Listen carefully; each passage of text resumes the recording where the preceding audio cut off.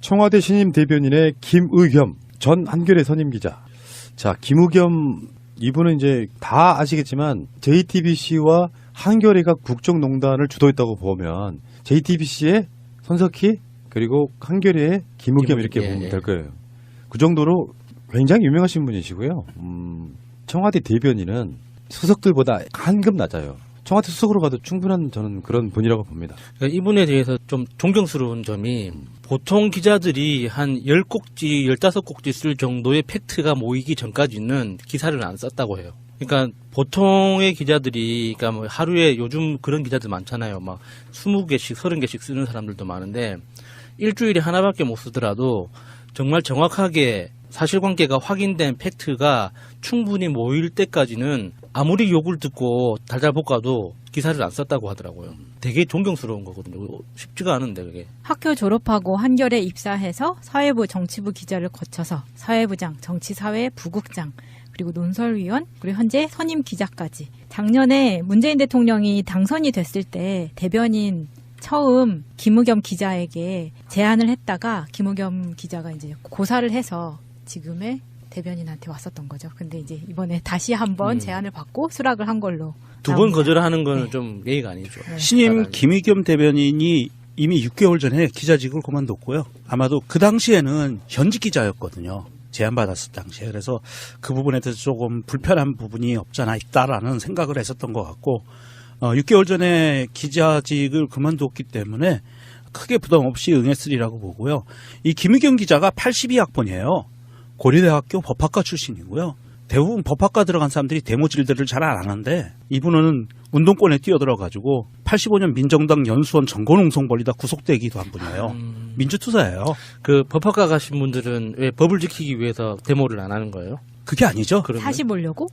그렇죠. 공부 열심히 하려고 데모 안 하는 거예요. 대부분 그래요. 홍준표의 마인드. 그렇지. 우병우 마인드. 저는 그 도로교통법을 지키려고 안 하는 줄 알았는데. 아니에요. 우리는 경찰하고 법률 갖고 싸웠어요. 그 경찰관 직무집행법에 이거 하면 안 되는데 왜 하냐 이러고 싸웠어요. 그 정권 초반에 기레기란 표현 쓰면서 한겨레나 경향이나 어마이뉴스 많이 실망했던 부분이 있어요. 특정 기자들 막 다 덤벼 뭐 이런 거. 그렇죠. 예. 참 어떻게 그런 마인드로 하나 싶기는 하지만 이게 우리 진영, 그 진영이라는 표현도 편가르기라서 좀 싫긴 한데 표현이 방법이 특별히 없어요. 밖에서 보면은 한겨레나 문재인 정부나 똑같아요. 우리가 조중동 말하듯이. 그렇죠. 근데 사실 그쪽에서 알고 보기엔. 근데 요 조중동도 기사를 보면은 박근혜 이명박 많이 깝니다. 결정적인 줄기만 잡고 있는 거지. 그러니까 그런 관점에서 봤을 때는 지금 뭐 당장 야당들이 나오는 반응은 코드 인사다 이렇게 이야기 나오고 있긴 하지만 코드 인사 좀 하면 어때? 이게 대변인은 내가 봤을 땐 그렇습니다. 뭐 청와대 대변인 같은 경우는 이제 박수현 대변인도 뭐 잘했다 이런 느낌이 있는지 없는지는 정확히 모르겠어요. 그런 객관적인 평가를 난 내릴 수가 없는데 굉장히 좀 민첩하고 영민하면서 때로는 서로 말하지 않아도 대통령과 교감이 저는 있어야 된다고 봐요.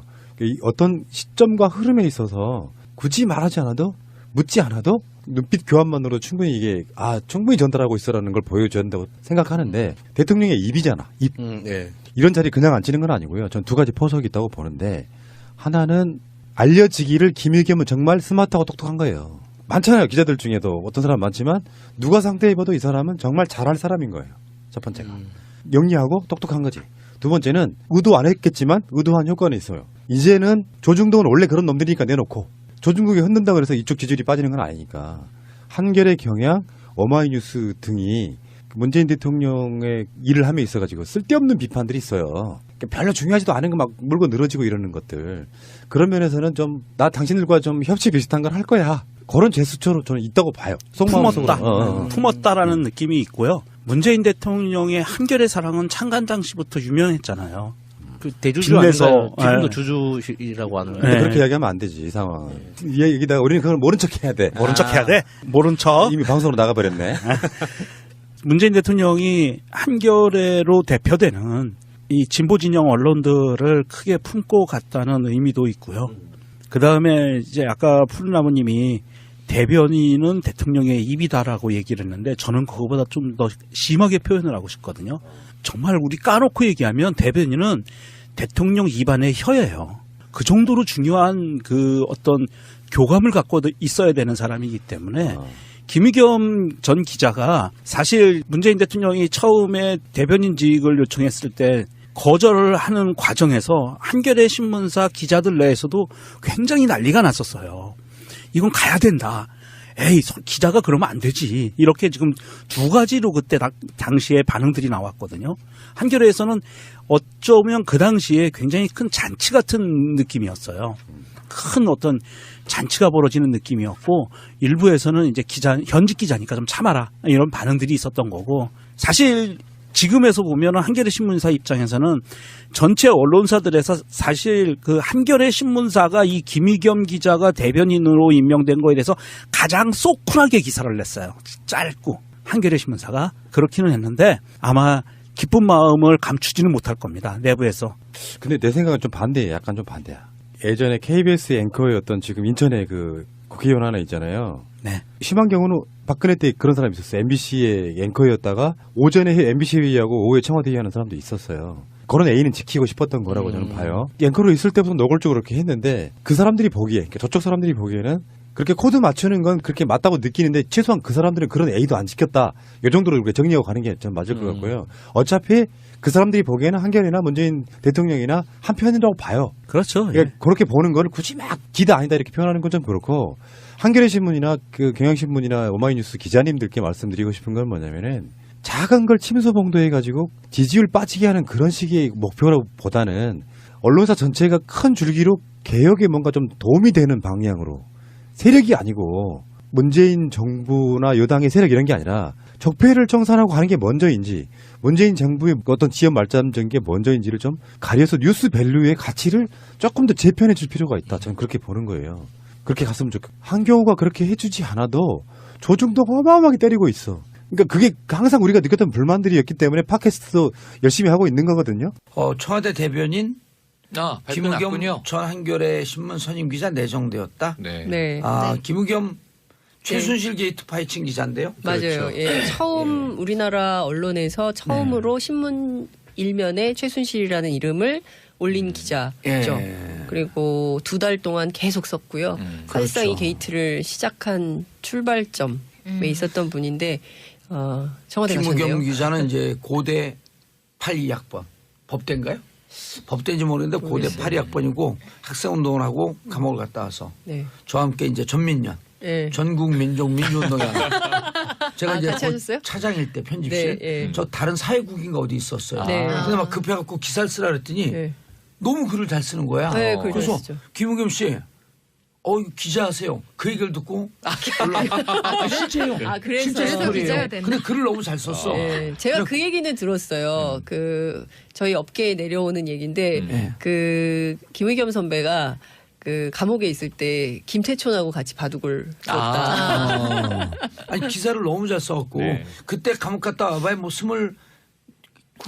89년도니까 네. 23, 24 요때였었거든요. 예, 예, 예. 그래갖고 그때 제 말에 영감을 얻어서 아. 언론고시를 합격하고 한겨레 갔대는. 봉도사 때문에 기자 됐다. 그렇죠. 라고 주장하는 거죠. 제가 또 말지에서 한글 했었잖아요. 맞아요. 한글. 예, 말지 기자. 그래서 제가 한글을 주로 잘 썼죠. 한글. 김의겸 기자 내정됐는데요. 잘 됐으면 좋겠습니다. 한겨레 신문은 그때 막 그 회사에다 얘기하지 않고 대변인 내정됐다고 그런 기사 나가고 네. 바로 한겨레 신문을 사직했죠. 맞아요. 바로 사직한 것은 아니고요. 네. 이제 당시에 논란이 좀 됐고 후배들이 그래도 우리가 이렇게 하면 안 되는 거 원치 아니냐라는 않았죠. 후배들이 좀 비판이 있어서 예. 이따가 제가 알기로 문화부 뭐 이렇게 좀 계시다가 그러다가 얼마 안 있어서 그만두신 걸로 알고 있습니다. 예. 김의겸 기자는 이렇게 숫자석에 앉으면 제 말의 양은 제 50분의 1을 해요. 여기는 오로지 글로서만 얘기하는 사람이에요. 근데 대변인은 말을 많이 해야 되는데. 아니 근데 이제 말이 묵직하죠. 네. 말수가 많지는 않지만 실수하지 않는 말. 네. 아마 청와대 기자들이 일하기는 좋을 거예요. 왜냐하면 대변인이 사실 기자하고 똑같이 일을 해야 돼요. 그렇죠. 취재를 해서 청와대 내부를 취재를 해서 얘기를 해줘서 팩트를 팩트 전해주고. 체킹을 네. 해주고 그 다음에 그걸 가지고 사실상 뭐라 그래야 될까 그 대변인이 어떻게 브리핑하느냐 그리고 어떤 각으로 어떻게 그렇지. 논점을 잡아주느냐에 따라서 기사 많이 쓰기가 달라져요. 편해지고 예. 그렇죠. 예. 그리고 또 취재하기도 쉽고요. 뭐 제가 보기에는 뭐 괜찮을 것 같아요. 일단 프레스 프렌들리. 언론과 언론 친화적인. 그렇죠, 그렇죠. 네. 뭐 그래야지 잘 청와대 출입 맞습니다. 기자도 했을걸요 아마. 예. 네, 했죠. 선임 기자니까. 네. 알겠습니다. 김은겸 기자님 축하드리고요. 한 잔 사라. 쓰리라고 보고요. 이 김의겸 기자가 82학번이에요. 고려대학교 법학과 출신이고요. 대부분 법학과 들어간 사람들이 데모질들을 잘 안 하는데 이분은 운동권에 뛰어들어가지고 85년 민정당 연수원 정권농성 벌리다 구속되기도 한 분이에요. 민주투사예요. 그 법학과 가신 분들은 왜 법을 지키기 위해서 데모를 안 하는 거예요? 그게 아니죠. 그러면? 사시 보려고? 그렇죠. 공부 열심히 하려고 데모 안 하는 거예요. 대부분 그래요. 홍준표의 마인드. 그렇지. 우병우 마인드. 저는 그 도로교통법을 지키려고 안 하는 줄 알았는데. 아니에요. 네. 우리는 경찰하고 법률 갖고 싸웠어요. 그 경찰관 직무집행법에 이거 하면 안 되는데 왜 하냐 이러고 싸웠어요. 그 정권 초반에 기레기란 표현 쓰면서 한겨레나 경향이나 오마이뉴스 많이 실망했던 부분이 있어요. 특정 기자들 막 다댐벼 뭐 이런 거. 네. 그렇죠. 예. 참 어떻게 그런 마인드로 하나씩 입이잖아. 입. 네. 이런 자리 그냥 앉히는 건 아니고요. 전 두 가지 포석이 있다고 보는데 하나는 알려지기를 김의겸은 정말 스마트하고 똑똑한 거예요. 많잖아요. 기자들 중에도 어떤 사람 많지만 누가 상대해봐도 이 사람은 정말 잘할 사람인 거예요. 첫 번째가. 영리하고 똑똑한 거지. 두 번째는 의도 안 했겠지만 의도한 효과는 있어요. 이제는 조중동은 원래 그런 놈들이니까 내놓고 조중동이 흔든다고 해서 이쪽 지지율이 빠지는 건 아니니까 한겨레 경향 오마이뉴스 등이 문재인 대통령의 일을 함에 있어가지고 쓸데없는 비판들이 있어요. 별로 중요하지도 않은 거 막 물고 늘어지고 이러는 것들. 그런 면에서는 좀 나 당신들과 좀 협치 비슷한 걸 할 거야. 그런 제스처로 저는 있다고 봐요. 품었다. 품었다라는 느낌이 있고요. 문재인 대통령의 한겨레 사랑은 창간 당시부터 유명했잖아요. 그 대주주 빚내서, 아닌가요? 지금도 예. 주주이라고 하는 근데 거예요. 네. 그렇게 이야기하면 안 되지, 이 상황. 아무리 욕을 듣고 달달 볶아도 기사를 안 썼다고 하더라고요.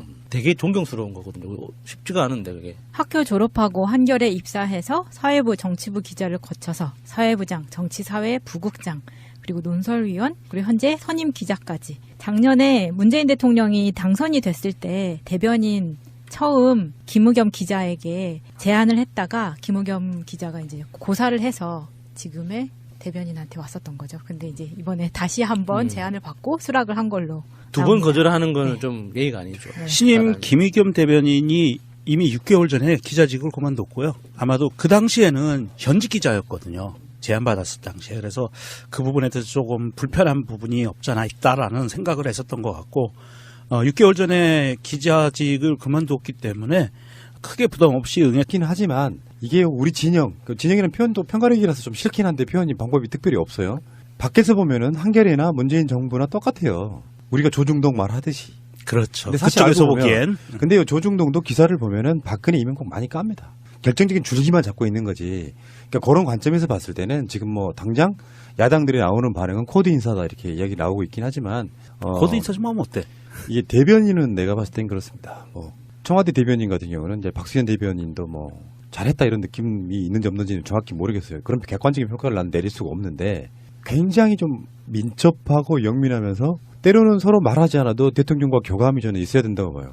이 어떤 시점과 흐름에 있어서 굳이 말하지 않아도 묻지 않아도 눈빛 교환만으로 충분히 이게 충분히 전달하고 있어라는 걸 보여줘야 된다고 생각하는데 대통령이 청와대 신임 대변인의 김의겸 전 한겨레 선임 기자. 자, 김의겸 이분은 이제 다 아시겠지만 JTBC와 한겨레가 국정농단을 주도했다고 보면 JTBC의 손석희 그리고 한겨레의 김의겸 이렇게 예, 보면 예. 될 거예요. 그 정도로 굉장히 유명하신 분이시고요. 청와대 대변인은 수석들보다 한급 낮아요. 청와대 수석으로 가도 충분한 저는 그런 분이라고 봅니다. 그러니까 이분에 대해서 좀 존경스러운 점이 보통 기자들이 한 10꼭지, 15꼭지 쓸 정도의 팩트가 모이기 전까지는 기사를 안 썼다고 해요. 그러니까 보통의 기자들이 그러니까 뭐 하루에 요즘 그런 기자들 많잖아요. 막 20개씩, 30개씩 쓰는 사람들도 많은데 일주일에 하나밖에 못 쓰더라도 정말 정확하게 사실관계가 확인된 팩트가 충분히 모일 때까지는